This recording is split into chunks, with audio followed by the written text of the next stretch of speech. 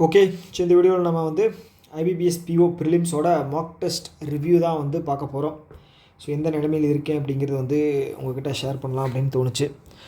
So SBI PO exam முடிஞ்சதுக்கப்புறம், prelims முடிஞ்சதுக்கப்புறம் வந்து ப்ராப்பராக எந்த ஒரு டச்சும் இல்லை. ஸ்பீடுக்கான டச், ஓகேங்களா. ப்ரிலிம்ஸ் 11னா ஸ்பீடு தானே. ஸோ அதுக்கான டச் எதுவுமே இல்லை. ஸோ நம்ம போட்டு பார்க்கலாம் அப்படின்னு சொல்லி தான் இன்றைக்கி வந்து நான் போட்டேன். ஸோ அதுக்கு முன்னாடி ஒரு நாளைக்கு முன்னாடி நான் ட்ரை பண்ணேன். 7ஆம் தேதி நேற்று வந்து ட்ரை பண்ணேன். நடுவில் வந்து நிறைய தடங்கள். ஸோ இந்த 7ஆம் தேதி ஓப்பன் பண்ணது பாருங்கள், அட்டன் பண்ண முடியல. நடுவில் ஒரு வேலை வந்துச்சு, க்ளோஸ் பண்ணிவிட்டு போக வேண்டியதாக போச்சு. அப்புறம் இன்னொன்று வந்து பார்த்திங்க அப்படின்னா பாதியில் நிற்க வேண்டியதாக போச்சு. ஸோ அதனால் வந்து ஃபஸ்ட்லேருந்து கம்ப்ளீட்டாக அந்த 1 hour வந்து ஃபுல்லாக அட்டன் பண்ணணும் இல்லையா.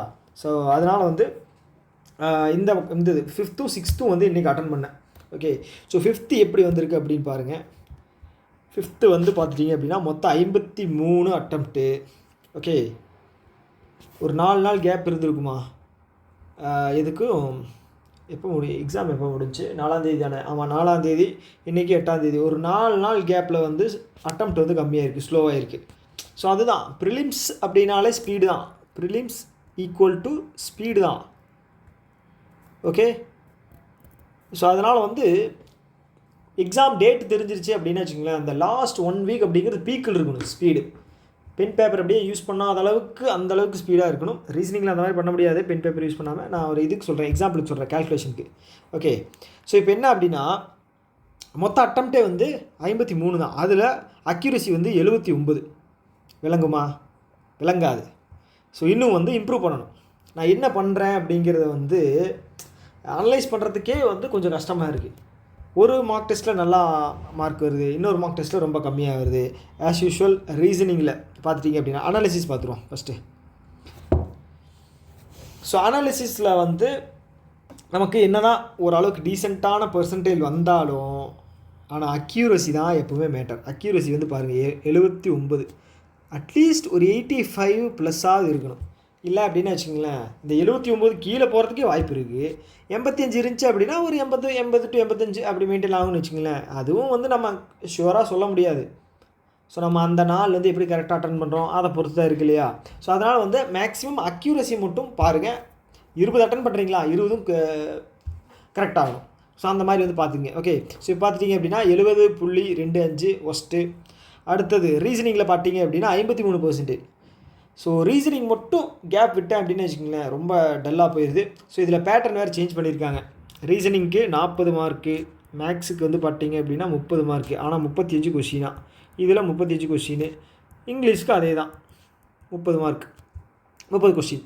ஸோ இப்போ மேக்ஸ் வந்து பார்த்தீங்க அப்படின்னா என்னோடய கணிப்புப்படி 30 கொஷின், அதாவது 30 மார்க் அப்படிங்கிறதுனால, கம்மி பண்ணுறது அப்படிங்கிறதுனால ஆப்டிடியூட் செஷன் வந்து கொஞ்சம் ஈஸியாக இருக்கும். எல்லாராலையுமே வந்து 20 அட்டன் பண்ண முடிகிற அளவுக்கு வைப்பாங்க அப்படிங்கிற என்னோட ஒரு கெஸ் தான். ஓகேங்களா.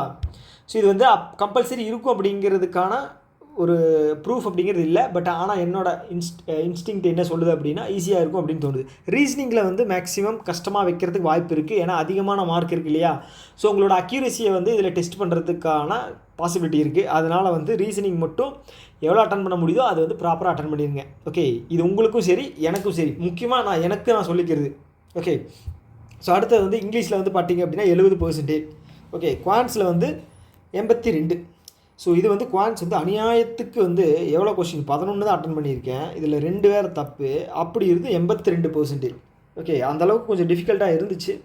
ஸோ ஏன் சொல்ல வர்றேன் அப்படின்னா, ஸோ இந்த மைண்ட் செட் வந்து ஒரு முக்கியமான காரணம். ஸோ ஏனோ தானோ அப்படின்னு வந்து போட்டோம் அப்படின்னு வச்சுக்கோங்களேன். ஸோ எனக்கு போடும்போதே எனக்கு சில விஷயங்கள் தெரிஞ்சுது. ஸோ இது ஒரு ட்ரையல் மாதிரி போடலாம் அப்படின்னு சொல்லி போட்டோம். ஸோ இப்போ அந்த ரிசல்ட் வந்ததுக்கப்புறம், இது வந்து ஒரு 1 hourக்கு அப்புறம் போட்டது. ஓகேங்களா. செகண்டு இது 6th 1 hourக்கு அப்புறம் போட்டது. 1 hourக்கு அப்புறம் போட்டது வந்து பாருங்கள் பர்சன்டேஜ் வந்து இல்லைங்க. நான் உள்ள அனாலிசிஸ் போயிடுறேன்.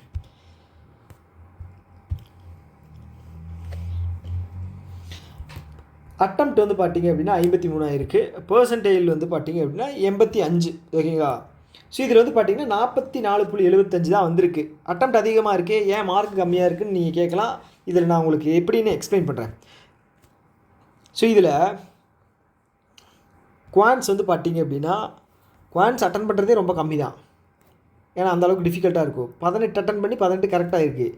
ஆனால் மார்க் வந்து பார்த்துட்டிங்க அப்படின்னா 13 மார்க். ஸோ இதுதான் ஒரு ட்ராபேக். ஓகே, குவான்ஸ் யாரெல்லாம் நல்லா போடுவீங்களோ அவங்களுக்கு வந்து ஸோ இது கொஞ்சம் வந்து பார்த்துட்டிங்க அப்படின்னா நெகட்டிவ் தான். ஏன்னா வந்து நம்ம ஸோ குவான்ஸில் வந்து அக்யூரசி அப்படிங்கிறது மேக்ஸிமம் இருக்கும்.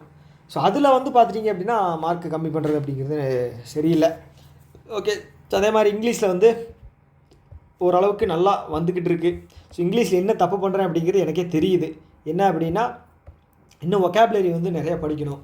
ப்ளஸ் வந்து பார்த்தீங்க அப்படின்னா கொஞ்சம் சீரியஸாக எடுத்து மார்க் டெஸ்ட் அட்டன் பண்ணணும். எக்ஸாம்னா வந்து நமக்கு வந்து சீரியஸ்னஸ் வருது. ஆனால் மார்க் டெஸ்ட்டு போட்டால் வந்து பார்த்துக்கலாம், இது இல்லைன்னா அடுத்த மார்க் டெஸ்ட் இருக்குல்ல போட்டுக்கலாம் அப்படிங்கிற ஒரு லெத்தர்ஜிக்கான ஒரு மைண்ட் செட் வருது.